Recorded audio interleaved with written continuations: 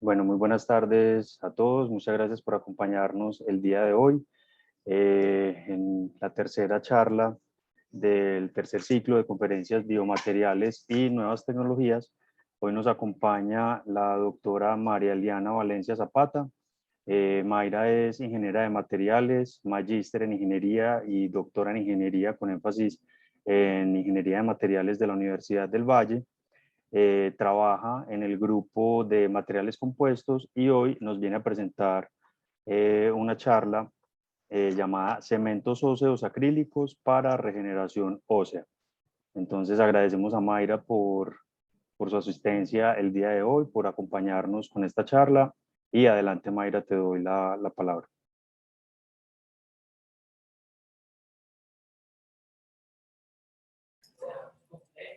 Buenas tardes para todos. Muchas gracias por la invitación a estar en esta sección. Muchas gracias a Ángela y a Joana por la invitación. Y como ya lo expresó Mauricio, el día de hoy les voy a presentar parte de la investigación que realizo en cementos óseos acrílicos para regeneración ósea. Ya también lo mencionó Andrés, estoy trabajando en el grupo de materiales compuestos, principalmente en la sección del grupo que trabaja con materiales poliméricos. Y en ese sentido, tenemos dos enfoques de investigación. El primero está relacionado con los biomateriales, el desarrollo de materiales poliméricos para ser aplicados en medicina, principalmente para ser implantados dentro del cuerpo. Entonces, allí tenemos el desarrollo de andamios fibrosos como este que les estoy mostrando aquí en la imagen, que son andamios que se obtienen mediante electrohilado. En ese sentido, hemos utilizado polímeros como el PVA, el ácido poliláctico y el quitosano para obtener ese tipo de andamio. También hemos utilizado la metodología de liofilización para obtener esos andamios que se utilizan principalmente para promover regeneración de algún tipo de tejido. Y se espera que estos materiales tengan una alta porosidad para poder garantizar, número uno, que la célula se pueda alojar dentro del andamio. Número dos, que a la célula le puedan llegar sus nutrientes para que siga creciendo y haciendo su actividad que está acostumbrada a hacer. Y número tres, esta porosidad también ayuda para que salgan los desechos que expulsan las células. Y también para que se vaya acomodando dentro de esa porosidad toda esa matriz extracelular, que es la que finalmente me va a ayudar a regenerar el tejido. Entonces, eso con respecto a la parte de los andamios. También desarrollamos dentro del grupo, en la línea de biomateriales, películas poliméricas que las probamos como apósito, esperando que ayuden en algún momento a regenerar tejidos como la piel después de procesos como las quemaduras. Y en la línea de biomateriales también trabajamos con cementos óseos acrílicos, que son los que les voy a presentar el día de hoy, en los que vamos a profundizar un poco más, y que básicamente estos cementos son materiales que sirven para unir prótesis articulares al hueso. Entonces, esa va a ser la función de esos cementos y dentro del grupo hemos incorporado algunas mejoras, algunas adiciones a esos materiales para que cada vez funcionen mejor. Y la otra temática de investigación en la que hemos trabajado está relacionada con los biocompuestos, con materiales compuestos biobasados. Entonces, aquí en lo que hemos trabajado es, número uno, en extraer polímeros de fuentes naturales, entonces polímeros como el almidón. Estamos trabajando con diferentes fuentes naturales, estamos trabajando con el plátano, estamos trabajando con la yuca para obtener almidón y también estamos trabajando con la incorporación a los materiales compuestos de fibras naturales.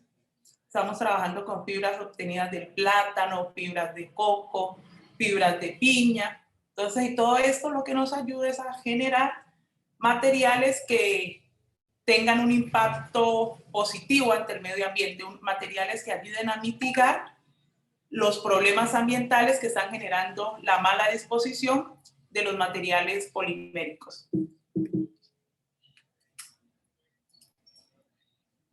Bueno, entonces, ya después de haberles contado un poco lo que hacemos desde el grupo desde el grupo de materiales poliméricos,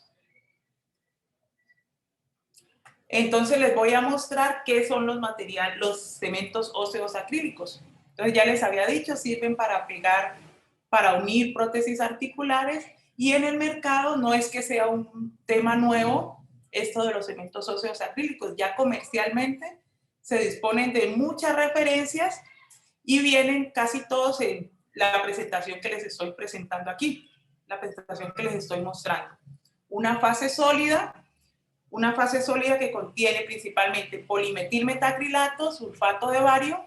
El sulfato de bario funciona como un material radiopaco, que lo que hace es que se puede hacer seguimiento radiográfico del cemento durante la implantación, y después también se puede hacer ese seguimiento. Y el peróxido de benzoilo, que es el iniciador de la reacción de polimerización del metilmetacrilato contenido en la fase líquida. Entonces, en esta fase líquida, además del metilmetacrilato, tenemos la dimetilparatoluidina, que es un activador de la reacción, que lo que hace, una vez se une esa fase sólida y esa fase líquida, es descomponer el peróxido de benzoilo para que se inicie una reacción de polimerización. Entonces, estos son los componentes básicos de la mayoría de los cementos óseos comerciales de los que se disponen. Entonces, las formulaciones entre una y otra marca varían quizás en las proporciones, en que se incorporan algunos otros componentes, pero en general la base son estos componentes que están aquí. ¿Cuáles son los usos de esos cementos óseos acrílicos? Bueno, les mencioné, sirven para ayudar a fijar prótesis articulares, pero también se está extendiendo su uso a otras aplicaciones, como por ejemplo las cranioplastias, cuando en el cráneo se han sufrido algunos traumas y esos traumas son de un tamaño mayor al tamaño crítico, que es como el tamaño en el que el hueso por sí solito es capaz de regenerarse, entonces toca emplear estos cementos óseos acrílicos. Otra de las aplicaciones de estos cementos es en vertebroplastia o cicoplastia. Las personas que sufren de osteoporosis, las personas mayores principalmente, entonces cuando se les fractura una vértebra, entonces el dolor es insoportable.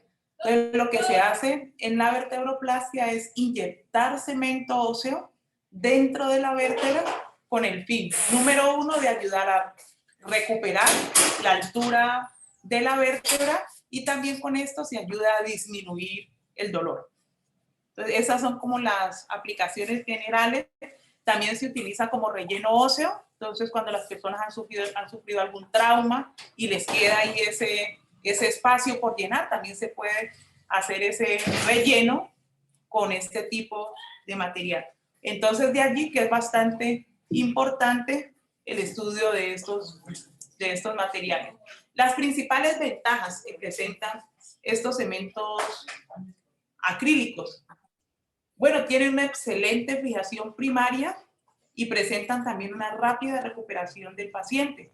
Les decía que una vez se mezcla ese componente sólido con ese líquido, se inicia una reacción de polimerización. Esa reacción de polimerización tarda aproximadamente unos 20-30 minutos, que es lo que genera que al final esa masita que preparé se endurezca. Entonces, una vez ya se endurece, ya esa prótesis queda bien fijada al hueso y ya la recuperación del paciente pues es bastante rápida. Y esto de rápida recuperación está relacionado o está comparado con otros tipos de cementos, cerámicos principalmente, donde el tiempo de fraguado es prolongado. Entonces, eso hace que mientras el cemento endurece, eso hace principalmente que mientras el cemento endurece, entonces la persona tenga que permanecer inmovilizada. Pero en este caso, más o menos después de media hora de haber incorporado el cemento, ya la persona puede movilizarse porque el cemento ha endurecido. Entonces, esto parecería magnífico. Sin embargo, hay unas desventajas asociadas a este tipo de materiales, desventajas que tienen que ver primeramente con que se generan altas temperaturas durante la polimerización. Y esas altas temperaturas se traducen luego en que se genera una necrosis térmica, una muerte del tejido alrededor de ese cemento, porque las temperaturas, se hace un ensayo, que luego les voy a mostrar los resultados de ese ensayo, donde la temperatura de algunos cementos puede sobrepasar los 100 grados Celsius. Claro, se espera que implantado, como está inmerso en el fluido sanguíneo, todo el tiempo hay fluido sanguíneo rodeando ese material. Se espera que las temperaturas sean menores, pero sin embargo llegan a ser altas. Entonces, esa es una desventaja de este tipo de material. Además, son inertes, lo que implica que no estimulan ningún tipo de formación ni ningún tipo de regeneración dentro del organismo, solamente hacen su función de adherir. Y por último, otra de las desventajas que menciona la literatura está asociado con la liberación de monómero residual. Entonces, esa cantidad de metilmetacrilato que no alcanza a polimerizar, luego se va liberando en el tiempo y genera una necrosis química del tejido alrededor.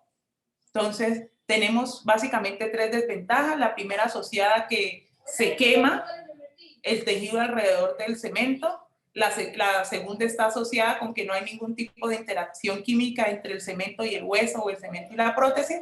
Y la tercera, que se genera una necrosis química, una muerte química, porque ese metilmetacrilato que queda sin reaccionar, de alguna forma afecta el tejido alrededor. Todo esto se traduce en aflojamiento de las prótesis. Y ese aflojamiento genera que las personas a las que se les ha hecho este reemplazo total de alguna articulación que fue cementada, entonces, más o menos después de 5 años de haber hecho esta implantación, se generan unas cirugías de revisión. Entonces, esas cirugías de revisión son mucho más costosas y más invasivas que las cirugías primarias. Y de acuerdo a lo que vemos en este esquema, la mayoría de las causas, el 77% de las causas de ese aflojamiento, de esas cirugías de revisión, están relacionadas con el aflojamiento. Regálame un momentico, por favor, yo cuadro este cursor.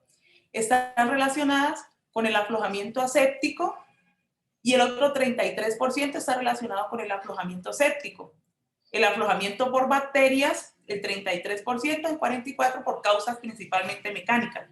Entonces, dentro del grupo vimos una oportunidad de investigación aquí, porque decimos, claro, si estas de aquí son causas principalmente mecánicas y adicionalmente las de abajo son causas por bacterias, pues podemos pensar en adicionarle a esos cementos óseos acrílicos algún material de refuerzo para mejorar las propiedades mecánicas. Podemos adicionarle también algún material bioactivo, pensando en que el tipo de interacción entre el hueso y el cemento no sea solamente mecánica, sino que haya algún tipo de adhesión que me genere la mejora de las propiedades mecánicas. Entonces, pensando en aportar a la solución de estos dos inconvenientes, incremento en los costos para el sistema de salud debido a estas cirugías de revisión y reducción de la calidad de vida de los pacientes. Porque claro, como esta segunda cirugía es más invasiva, entonces claro, la incapacidad va a ser mayor. Entonces, en ese sentido, dentro del grupo iniciamos a revisar qué se estaba haciendo para superar estos inconvenientes de los cementos óseos. Entonces nos encontramos que lo primero, que se adicionan cargas bioactivas. Sí se quiere generar esa interacción de tipo química entre el cemento y el hueso para hacer que el aflojamiento sea menos probable, porque no solamente hay adhesión mecánica, sino también esa adhesión química. Entonces ahí encontramos que se vienen incorporando materiales como la hidroxiapatita, los biovidrios, fosfatos tricálcicos, pero como estos son materiales cerámicos, entonces, y hay poca afinidad entre ese componente orgánico y estos componentes inorgánicos, entonces lo que encontramos que reporta la literatura es que se genera una reducción en las propiedades mecánicas de los cementos cuando se adicionan estas cargas. Ciertamente la bioactividad se da, pero también se reducen considerablemente en función de la cantidad de estas cargas que se adicionen, se reducen considerablemente las propiedades mecánicas. Cuando se adicionan cargas biodegradables, como el ácido poliláctico, el almidón termoplástico, la policaprolactona, el quitosano, entonces encontramos que estas cargas biodegradables en el tiempo empiezan a generar unas porosidades y esas porosidades a su vez también generan el detrimento de las propiedades mecánicas. Para subsanar un poquito estas pérdidas mecánicas que se generan con este tipo de adiciones, encontramos que se utiliza también adición de comonómeros a la fase líquida del cemento. Entonces ahí menciono algunos de esos comonómeros, como el dietilaminoetilmetacrilato, ácido acrílico. Pero encontramos que esto no soluciona del todo la problemática asociada al aflojamiento aséptico.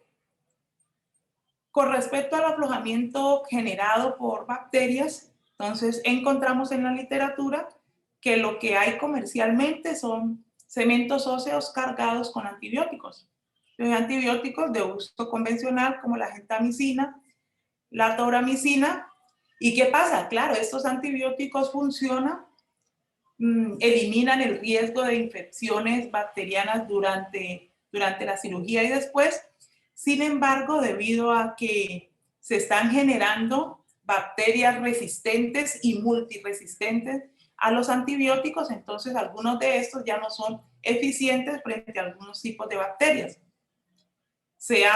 Dentro de la literatura también se encuentra que se ha tratado de como disminuir un poco estos problemas generados por la adición de antibióticos, que se me pasaba, también solamente se libera el antibiótico que está en la superficie del cemento, el que está en contacto con los fluidos biológicos, pero todo el antibiótico que se encuentra internamente en el cemento queda ahí atrapado y no se puede liberar porque no hay cómo liberarlo. Entonces eso hace que se tengan que adicionar cantidades extras de esos antibióticos para que lo que se libere sea suficiente para generar esa acción antibacteriana.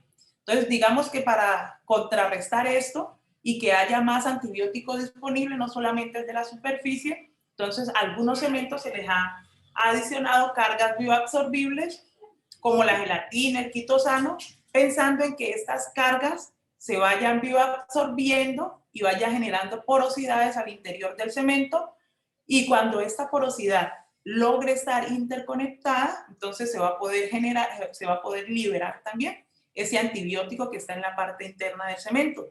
Pero igual que en el caso de las alternativas anteriores, la reducción en las propiedades mecánicas pues es considerable. En ese sentido, tengo problemas para... Bueno, entonces en ese sentido nuestro grupo determinó el uso del quitosano. El quitosano es un polímero natural, es biocompatible, biodegradable y bioactivo. Entonces, claro, desde el punto de vista biológico, el quitosano es ideal porque el cuerpo lo acepta muy bien. Esas reacciones a cuerpo extraño, casi que el cuerpo las tiene muy limitadas con este tipo de materiales que tienen estructura similar a algunos de los componentes que tenemos dentro del cuerpo. Entonces, y el quitosano, por ser un polímero natural y biodegradable, se usa bastante como biomaterial. Sin embargo, su uso está limitado para aplicaciones que no vayan a soportar carga porque él tiene bajas propiedades mecánicas. Entonces allí consideramos el incorporar una carga nanométrica, el óxido de grafeno, con el fin de que aporte a esta estructura que estamos planteando elevada resistencia mecánica. Ya sabíamos que el óxido de grafeno ha sido probado con diferentes tipos de materiales poliméricos, encontrando que eleva su resistencia mecánica. Entonces allí pensamos en incorporarlo a la formulación de cemento para compensar la pérdida mecánica que se pudiera generar por la incorporación del quitosano. Además de eso, el óxido de grafeno también se ha reportado que es biocompatible, es biodegradable y tiene propiedades antibacterianas muy buenas. En un comienzo, cuando iniciamos la investigación, no teníamos tan claras esas propiedades antibacterianas del óxido de grafeno, pero los resultados nos confirmaron que funciona bastante bien contra las bacterias que lo probamos. Entonces, ya poniéndolos un poco en contexto sobre los cementos, algunos de los inconvenientes que han tenido y cómo hemos pensado en solucionarlo, entonces les cuento qué fue lo que hicimos en esta investigación en particular. Entonces, primero caracterizamos el quitosano y el óxido de grafeno, que eran los componentes que íbamos a incorporar. Aquí en esta presentación no les voy a mostrar los resultados de caracterización. Luego se prepararon los cementos. Esos cementos se prepararon de tres maneras distintas. Entonces, la primera tenía que ver con mezclas a las que solamente incorporamos óxido de grafeno en porcentajes que iban desde el 0 hasta el 0.5%. Entonces, se varió la cantidad de óxido de grafeno adicionada a la fase líquida y se caracterizaron esos materiales. En la segunda etapa, lo que hicimos fue cementos óseos adicionados solamente con quitosano. Entonces, se prepararon con diferentes porcentajes de quitosano, desde el 0 hasta el 20%, y luego se hicieron ensayos de caracterización a esos cementos para poder evidenciar el efecto del quitosano solamente en la formulación de los cementos. Y finalmente, encontrando como esos porcentajes óptimos tanto del óxido de grafeno como del quitosano, entonces preparamos formulaciones que contenían el 0.3% de óxido de grafeno y el 15% de quitosano, y se hicieron también las respectivas caracterizaciones. Bueno, ¿cuáles fueron los resultados que obtuvimos? Les había dicho que en los cementos óseos es importante medir esa temperatura máxima que se alcanza durante la reacción de polimerización. Entonces hay una norma, es la norma ISO 5833 del 2002, entonces que establece que esa temperatura máxima debe ser inferior a los 90 grados Celsius. En la investigación, entonces, al hacer ese ensayo de curado para los cementos óseos adicionados con óxido de grafeno, encontramos que esa temperatura máxima alcanzada durante la polimerización se disminuía con la cantidad de óxido de grafeno adicionada. Entonces alcanzamos una disminución que logró ser estadísticamente significativa. Para el tiempo de curado, que está relacionado con el tiempo que tarda ese sólido y ese líquido que mezclamos y formó una pasta, está relacionado con el tiempo que tarda en endurecerse. Entonces encontramos que ese tiempo de curado se incrementaba cuando se añadía mayor cantidad de óxido de grafeno. Y esto es importante porque el tiempo de curado está directamente asociado al tiempo con el que cuenta el cirujano en el quirófano para poder moldear ese cemento y ponerlo en sitio. Entonces la norma establece unos límites tanto inferior como superior para ese tiempo de curado. Límite porque la pasta no puede endurecer muy rápido porque no le da tiempo al cirujano para implantarla, ni tampoco se puede endurecer muy lentamente porque recuerden que una de las ventajas de estos cementos está asociada a la rápida recuperación del paciente. Y en cuanto a las propiedades mecánicas de estos materiales, entonces la norma nos da unos valores mínimos en cuanto a la resistencia de flexión y compresión y el módulo a flexión. Y entonces lo que encontramos es que con la adición de los diferentes porcentajes de óxido de grafeno hay un incremento tanto en la resistencia a compresión como en la resistencia a flexión de los materiales. Y el módulo a flexión se mantuvo casi constante con las diferentes adiciones de óxido de grafeno.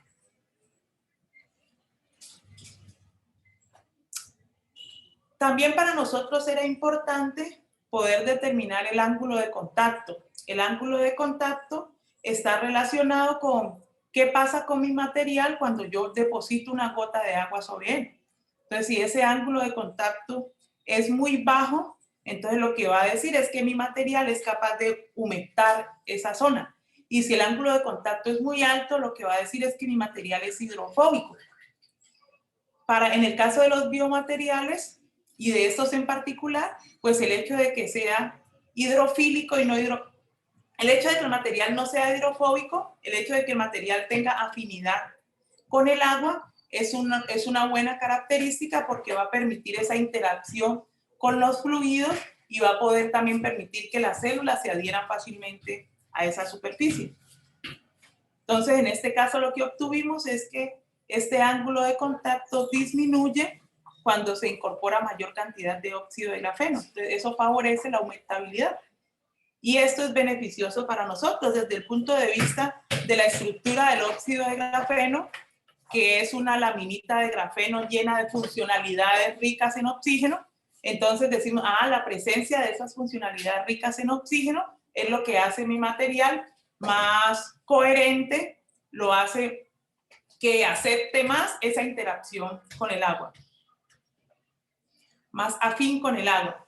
En cuanto a la morfología de estos cementos, entonces encontramos que al incorporar mayor cantidad de óxido de grafeno, lo que sucede es que se incrementa la rugosidad de la superficie.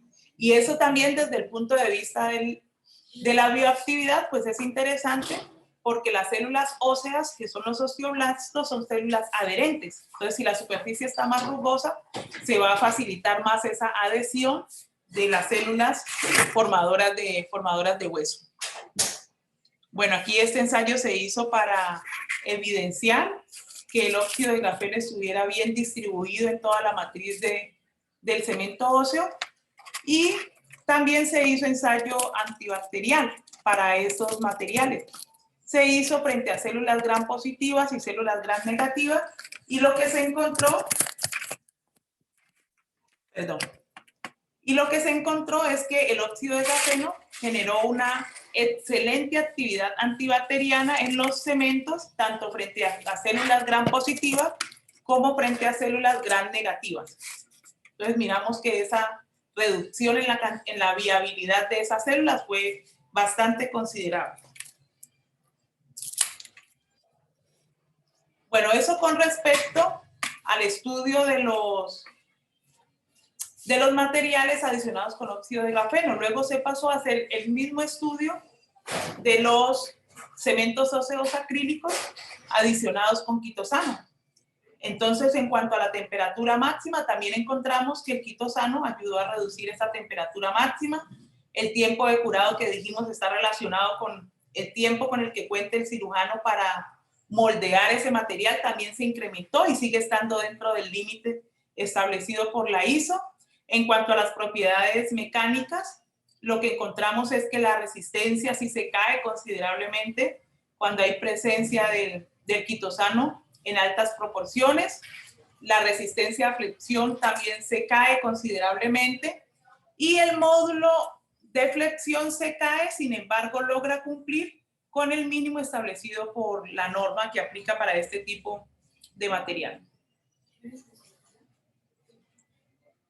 En cuanto al ángulo de contacto, se nota que con porcentajes de 15 y 20% de quitosano se logra disminuir el ángulo de contacto, con lo que se mejora la mojabilidad de esos cementos, y les explicaba, nos conviene para facilitar la adhesión de los biomateriales con las células óseas, que son con las que trabajamos en este tipo de investigación. Cuando miramos el CEM, notamos que la presencia del óxido de grafeno genera porosidades dentro del cemento, la presencia del quitosano genera porosidades dentro de la matriz de polimetilmetacrilato. Y estas porosidades pues van a ser importantes porque recuerden cuando les mostré al comienzo un poco lo que hacíamos en el grupo, les decía se generan andamios poliméricos que se esperan que sean porosos para facilitar la interacción entre la célula con el material. Entonces esta porosidad es es deseable, siempre y cuando no afecte las propiedades mecánicas finales, que ya vimos que están siendo afectadas. Bueno, y a estos cementos con quitosano también se les hizo un ensayo para evaluar un poco la bioactividad, que fue un ensayo de degradación hidrolítica, que consistió en dejarlos inmersos en fluidos biológicos simulados por diferentes tiempos. Con estos resultados lo que vimos es que en la medida que se incrementa el tiempo de inmersión, lo que se nota es que se va formando una capa apatítica sobre la superficie de esos cementos. Y eso es ideal porque me está generando cierto tipo de bioactividad, cierto tipo de comportamiento deseable en estos materiales. Y entonces cuando preparamos los cementos con el óxido de grafeno y el quitosano simultáneos, entonces nos encontramos en cuanto a la temperatura máxima, el mismo comportamiento que ellos habían mostrado por separados. Entonces esa temperatura disminuyó con la adición de estos dos componentes. El tiempo de curado también se nota que se incrementa cuando hay presencia de quitosano y óxido de grafeno simultáneamente. Y en cuanto a las propiedades mecánicas, encontramos que, por ejemplo, la resistencia a compresión, entonces a pesar de que se ve disminuida un poco por la presencia del quitosano, pero cuando hay quitosano y óxido de grafeno, como que esa disminución se compensa y alcanzamos a cumplir con el requisito de la norma. El módulo a flexión también se alcanza a cumplir cuando hay incorporación de las dos cargas simultáneas. Y la morfología, entonces encontramos que cuando combinamos el óxido de grafeno y el quitosano en la formulación, pues lo que tenemos es la rugosidad que proporcionó el óxido de grafeno individualmente y la porosidad que había generado también el quitosano individualmente. Y las dos características son deseables para este tipo de aplicación. Se hizo una evaluación en fluido biológico mirando la degradación y lo que se notó, pues en las que tenían solamente quitosano, el quitosano por ser un polímero biodegradable, entonces cuando es incorporado solo en las formulaciones de cemento, pues el cemento muestra un comportamiento biodegradable, muestra una pérdida de peso mayor en el tiempo que cuando el cemento no contiene esta carga. Y también esa pérdida de peso en el tiempo es mayor que cuando el cemento contiene además óxido de grafeno. Este de acá nos da cuenta, esta gráfica de la izquierda, nos da cuenta de la absorción de agua y evidentemente las formulaciones que solo tienen quitosano presentan mayor absorción. Se hicieron ensayos de viabilidad celular, se evidenció que esta se mantiene por encima del 90% a las diferentes edades que se hizo la evaluación. Esta evaluación se hizo con osteoblastos humanos y entonces esto demuestra que los materiales empleados no son citotóxicos. También tenemos aquí la actividad de la fosfatasa alcalina que se ve incrementada en aquellas formulaciones que tienen quitosano y ya lo habíamos dicho, el quitosano presenta muy buena bioactividad. En cuanto a la actividad antibacteriana, entonces encontramos que el óxido de grafeno hace su trabajo disminuyendo la cantidad de unidades formadoras de colonia cuando hay presencia del óxido de grafeno. Se disminuye considerablemente cuando se compara con la muestra control. El quitosano tiene algún efecto antibacterial también, pero digamos que es menor comparado con el que presenta el óxido de grafeno. Aquí en estas imágenes miramos la presencia de esas bacterias después del ensayo y vemos cómo la muestra que no presenta óxido de grafeno en su formulación, pues tiene gran cantidad de bacterias. Sin embargo, la que tiene óxido de grafeno y quitosano se ve casi libre de unidades formadoras. Se hicieron también estudios in vivo en los que se logró demostrar que la arquitectura del tejido, estas implantaciones se hicieron en tejidos subtérmicos y lo que se logra ver es que la arquitectura del tejido permanece invariante, no cambia en los sitios donde se implantó ese material. Y adicionalmente se hicieron también unos estudios en hueso parietal de ratas en los cuales se hicieron implantaciones de las 4 formulaciones de cemento y se evidenció que el proceso de cicatrización y como de homogenización en el sitio de la interfase fue mucho mejor para aquellas formulaciones que contenían quitosano, y la que contenía quitosano y óxido de grafeno, pues se mostró un proceso de cicatrización, un proceso muy homogéneo en esa interfase hueso-cemento. Entonces, estos resultados fueron bastante alentadores. La interfase en los cementos que solamente tenían óxido de grafeno no fue tan ideal como la que se presentó cuando hay quitosano, pero sí fue mejor que la que se presentó cuando no hay presencia de ninguna de las cargas.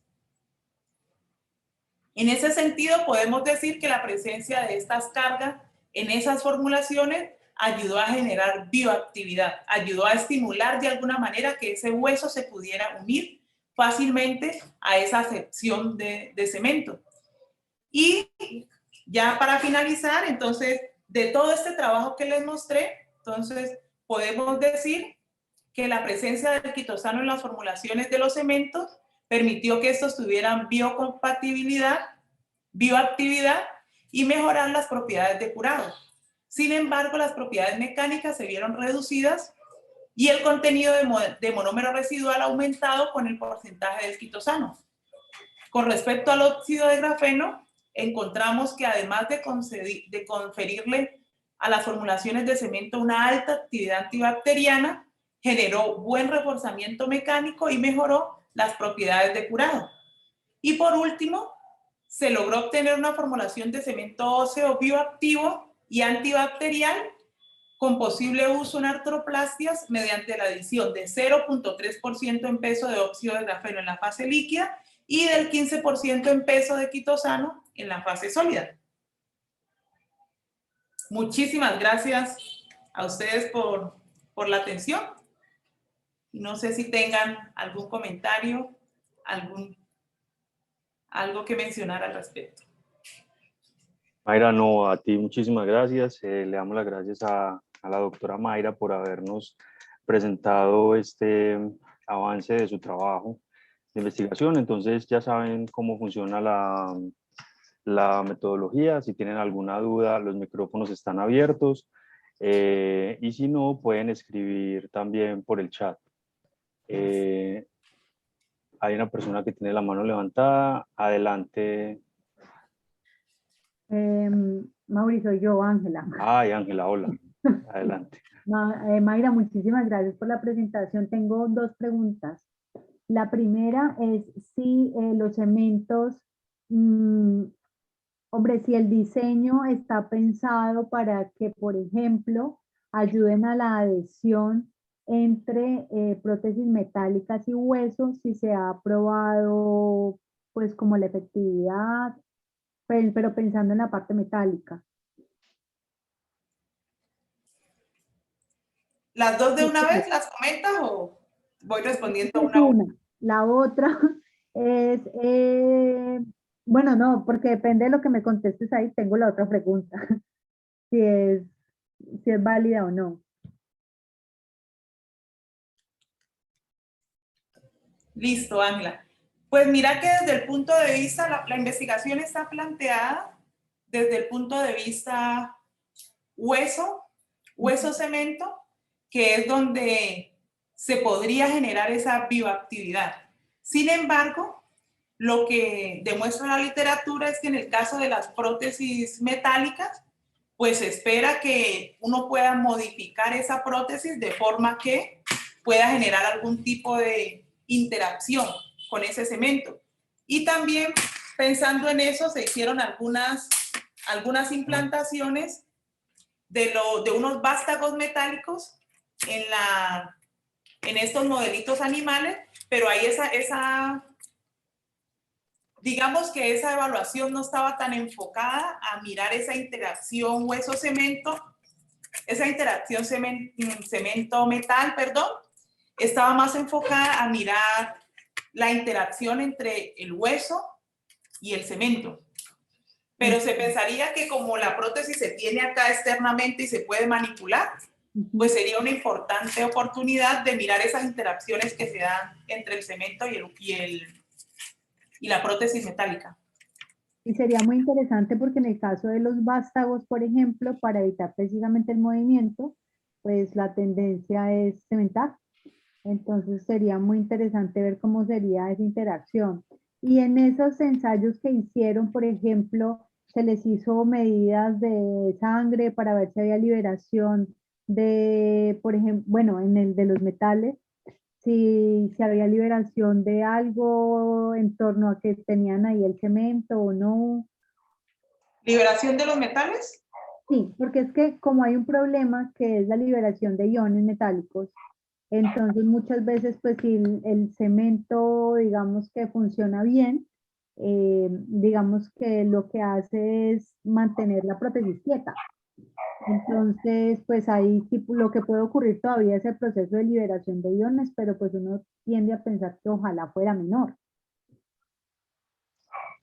Sí, pues mira que nosotros no abordamos la investigación desde ese punto de vista, más nos concentramos en generar esto de la bioactividad. Pero sería bien interesante para investigaciones futuras tener en cuenta esa liberación de iones, porque lo que sí sabemos es que el óxido de grafeno, por esa gran cantidad de grupos funcionales que tiene, nos podría ayudar de alguna forma como a ir atrapando iones. Entonces, es algo interesante que podríamos tenerlo en cuenta para otras investigaciones, porque en realidad nos hemos concentrado 100% en la interacción, en mejorar esa interacción hueso-cemento. Sí, sí, yo creo que sería muy interesante porque puede ser una salida buena para, o una buena aplicación para esos cementos, viéndolos desde ese punto de vista. Y lo otro que te iba a preguntar es si han hecho evaluaciones dinámicas con los cementos. Entonces, por ejemplo, temas de, no sé, rozamiento o bajo carga dinámica para ver un poco cómo es el comportamiento no estático, sino mientras hay movimiento y eso. Sí, en la investigación lo hicimos, no mostré los resultados, pero sí hicimos análisis dinámico-mecánico como una primera aproximación. Y también debido a que ya hemos trabajado en diferentes tipos de biomodelos, hemos trabajado en biomodelos ratas, conejos y cerdos, entonces de alguna forma eso nos va validando también qué pasa con esa prótesis cuando se encuentra en movimiento. Pero sí, desde el laboratorio hemos hecho análisis dinámico-mecánico y las implantaciones también nos dan cuenta un poco de qué pasa con esas interacciones y con esos movimientos cotidianos. Sí, súper interesante porque de todas maneras, vuelvo a lo mismo, cuando están en movimiento, pues digamos que ahí es uno de los, pues, de los grandes problemas porque se pueden presentar las fragilizaciones. Te agradezco muchísimo, muy interesante, muy chévere el desarrollo, las consideraciones, las adiciones y bueno, no, felicitaciones, muchísimas gracias de verdad. Bueno, Ángela, con gusto. Gracias a ti. Bueno, gracias por las preguntas, Ángela. ¿Alguien tiene alguna otra pregunta en el público? Hola Mauricio, Hola, Frankie. Mayra. Adelante. No sé por qué no me aparece la opción de alzar la mano, planchar, pero bueno. Sí, tenía dos preguntitas en realidad. La Mayra, también quería felicitarte por todos los trabajos que estás haciendo y mi pregunta está relacionada con eso. ¿Cómo hacer, o si es posible acá en Colombia, ir de pasar de esos estudios que estás haciendo desde el punto de vista pues académico, si hay aquí industria donde eso se podría implementar, donde se podrían hacer procesos para ya generar este tipo de cosas, o estas prótesis son a medida y solamente se realizan en pequeñas cantidades? Bueno, gracias, Frankie, por la pregunta. Bueno, algo que no les comenté es que este material logramos patentarlo y la Universidad del Valle tiene la patente de invención de este cemento y en ese momento digamos que nos acabamos. No tan acabamos de ganar esa convocatoria, pero apenas va a empezar el proyecto porque ha sido complejo el proceso de inicio de ese proyecto. Pero participamos en MinCiencias con una entidad de salud, Valle Salud, que es la que acá en el Valle del Cauca se encarga de todos los tipos de fracturas y de inconvenientes que se generan por accidentes de tránsito. Entonces ellos están muy interesados en empezar como a hacer los estudios que hacen falta para poder llevar este material hasta su fase comercial, para poder validarlo comercialmente y ellos empezarlo a aplicar en sus clínicas. Entonces yo creo, Frankie, que ahí hay una oportunidad grande para hacer esa transferencia desde lo académico a lo comercial. Listo, muchas gracias. Y una preguntita más como de la parte técnica. En los CEN que mostrabas, incluso al final, habían regiones donde decías que que esto es óseo, que esto es cemento. ¿Cómo haces para diferenciarlos? ¿En el CEN? Sí, creo que era el CEM o TEM. Sí, creo que era CEM. Ah, bueno. Lo primero, contarles que el grupo de investigación no está solamente, en el grupo de investigación no soy solamente yo, sino que es un grupo de investigación interdisciplinario. Entonces también tenemos el apoyo de personas de salud que trabajan en la parte de la implementación, de las implantaciones, el desarrollo de las histologías, el análisis de todos estos resultados. El grupo también cuenta con la participación de personas que trabajan desde ciencias básicas, en química, algunos materiales que hay que sintetizar, entonces trabajamos en equipo.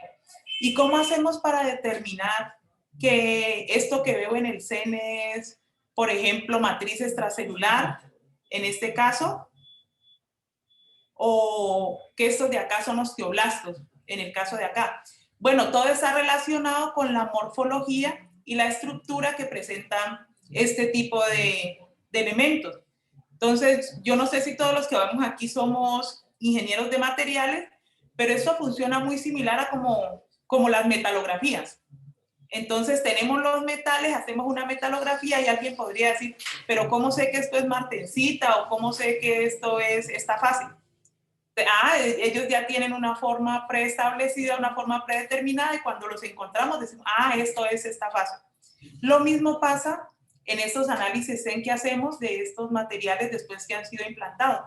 Entonces, si ven, por ejemplo, esto que está aquí es como basurita que se ve ahí encima, como no tiene la misma superficie, no tiene el mismo aspecto que lo de acá. Entonces decimos, por la morfología, por la forma, eso puede ser matriz extracelular.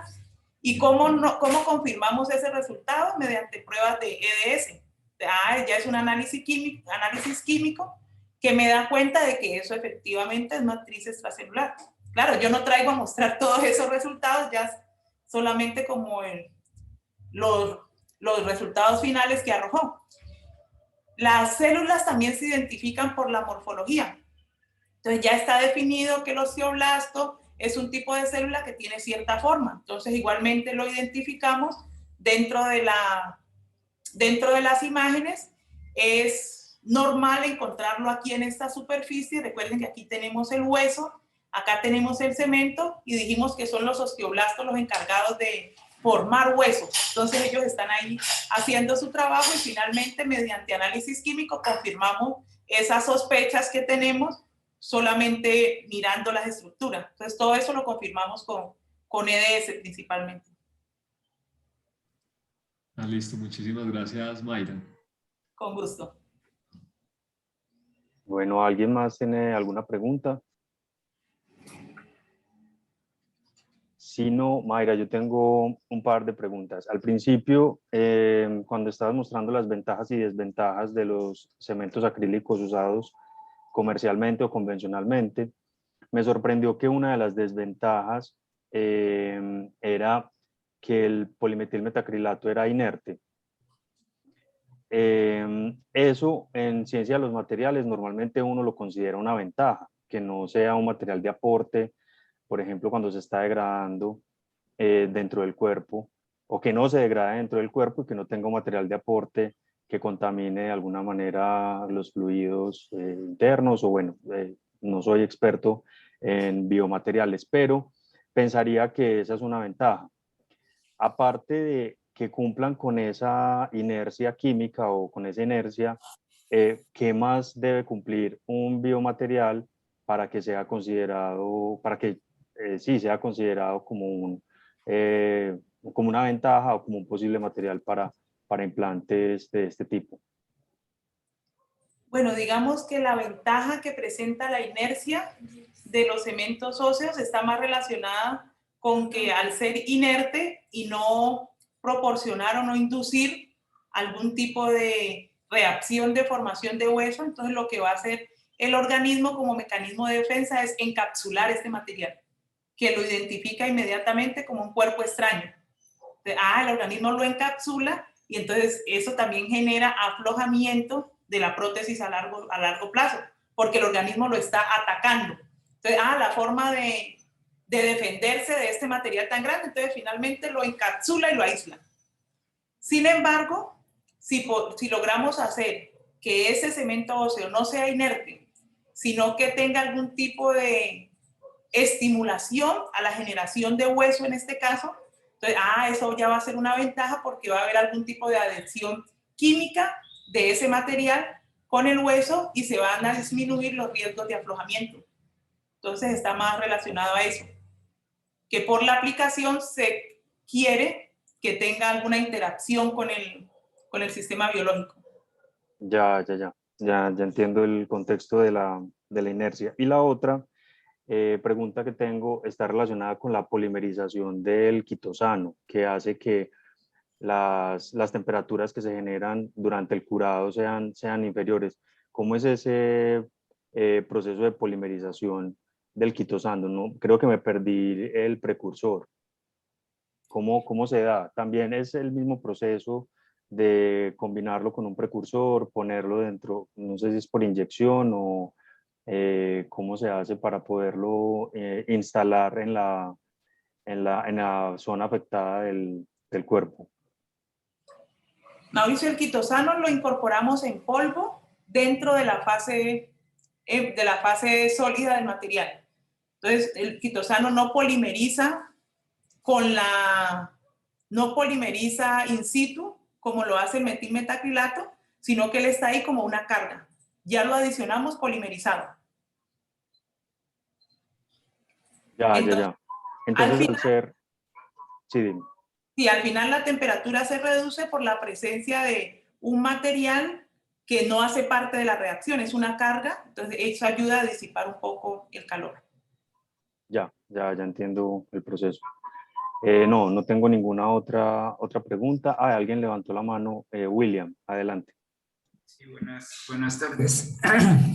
Buenas tardes. Sí, me llamó la atención de la última parte que acabas de decir en dos temas. Una es si el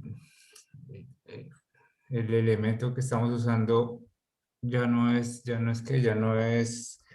la fase principal, sino que es una carga. ¿Cuál es la fase principal que polimeriza y que le da la resistencia mecánica al compuesto? La fase líquida está compuesta principalmente por metilmetacrilato. Entonces, es esa fase líquida la que polimeriza cuando se hace la mezcla del sólido y el líquido. Recuerden que les mencioné que en la fase líquida encontramos un componente, la dimetilparatoluidina, que es el activador de la reacción. Este DMP lo que hace es descomponer el peróxido de benzoilo que está presente en la fase sólida. Y esa descomposición del peróxido de benzoilo es lo que me inicia una reacción de polimerización en cadena del metilmetacrilato. Entonces, finalmente, en la matriz lo que vamos a tener principalmente es polimetilmetacrilato. Sí, entiendo. Entonces lo que entiendo es que estamos reduciendo el contenido de metilmetacrilato al final, ¿no? Porque le estamos adicionando una carga y eso es lo que reduce la energía exotérmica de la reacción, ¿no? Sí, igual el óxido de grafeno lo adicionamos en poca cantidad, estamos hablando de porcentajes máximos del 0.5% de la fase líquida y también presenta ese efecto de reducción en la temperatura máxima. Lo que reporta la literatura es que, por ejemplo, en el caso del del óxido de grafeno, él actúa de alguna forma inhibiendo esa reacción de polimerización. Entonces, por eso, cuando se adiciona el óxido de grafeno, los tiempos de curado son más extensos y la temperatura también disminuye, porque actúa como un inhibidor de la reacción de polimerización. Todos esos grupos ricos en oxígeno del óxido de grafeno en algún momento actúan como captadores de los radicales libres que se están formando del peróxido de benzoilo. Entonces, de alguna forma compite con esa reacción de polimerización. Y entonces, si tenía otra pregunta, era ¿cuál es el comportamiento que tú decías que de liberación de material que no polimeriza? ¿Cómo se comporta este material? Bueno, no les mostré los resultados, pero en la investigación, mediante análisis por resonancia magnética nuclear protónica, se hizo seguimiento de esa señal del metilmetacrilato y al final se encontró que por lo mismo que el óxido de grafeno funciona como un inhibidor de la reacción de polimerización, tiende a incrementar un poco ese contenido de monómero residual. Sin embargo, a pesar de que lo incrementa un poco, los valores están muy similares a los que se reportan en algunos cementos comerciales. Pero sí, la medida sí se hizo. Sí, sí, sí. Lo que me esperaba. Y la última pregunta era, no existen otros iniciadores de reacción como para tratar de completar la reacción. Otros iniciadores diferentes del BPO. Sí, sí, sí, que tú digas, como vemos que una de las desventajas es que quedan esos monómeros libres, entonces otras de las investigaciones se basan en tratar de completar la reacción, hacerla más efectiva. No, en realidad no he encontrado muchas investigaciones donde utilicen un iniciador diferente del BPO. He encontrado investigaciones donde utilizan otros activadores, más vale en la fase líquida, entonces prueban como diferentes relaciones para ver cuál es la más eficiente, pero en todas las que he revisado utilizan el BPO. Porque igual hay que tener en cuenta que ese monómero residual no se da porque el BPO no sea suficiente para que se genere la reacción, ¿no? Hay que tener en cuenta también que cuando se inician este tipo de reacciones de polimerización, lo que tenemos es que el material empieza a incrementar la viscosidad. Esa viscosidad que se incrementa también dificulta un poco la interacción, dificulta un poco que esos radicales libres que se van generando puedan llegar hasta toda la masa. Entonces, no es solamente la efectividad del peróxido, sino también que las condiciones en sí de la reacción tienden a generar esas cantidades de monómeros sin reaccionar. Claro, pero sí se podría mirar en buscar otros tipos de iniciadores de la reacción para ver si se logran conseguir porcentajes más altos de conversión en la reacción. Ok, muchas gracias. Me gustó mucho la exposición. Gracias. Bueno, le agradecemos a Mayra, agradecemos a la asistencia de todos ustedes por acompañarnos siempre. Mayra, mil gracias por tu presentación, súper interesante y esperamos tenerte por acá en una futura oportunidad. Mucha suerte con este proyecto que comienza. Muchas gracias a ustedes por la invitación y con gusto los estaré acompañando por acá otro día. Bueno, muchas gracias a todos. Muchas gracias, que estén bien. Hasta luego. Gracias, adiós. Hasta luego, muchas gracias, Mayra.